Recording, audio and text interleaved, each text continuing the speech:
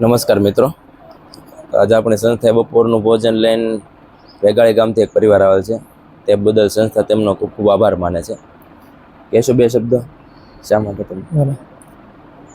મારા કાકીની એવી ઈચ્છા હતી કે ભાઈ કોઈ પણ વસ્તુ આપણે ધર્માદા માટે કોઈ પણ જગ્યાએ વાપરવી એની કરતાં આ અમને વધારે યોગ્ય લાગ્યું. એટલે હું ઘણા સમયથી આમાં જાઉં છું. કોઈ પણ જગ્યાએ મન બુદ્ધિ આશ્રમ હોય તો ત્યાં અમે જઈએ છીએ. અમારા ગામનો આખો સ્ટાફ જાય છે.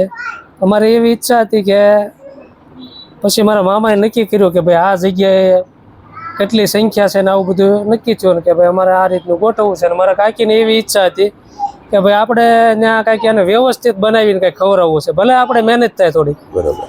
તો અમે પાઉંભાજીનું એવું આયોજન કર્યું હતું અને એની જમાડવાની ઈચ્છા હતી. ખર્ચોય મારા કાકીએ આપેલો છે. અમે તો ખાલી એની હારે આવેલા છીએ અને આવું કંઈક સેવાનું કામ હોય તો જઈએ છીએ.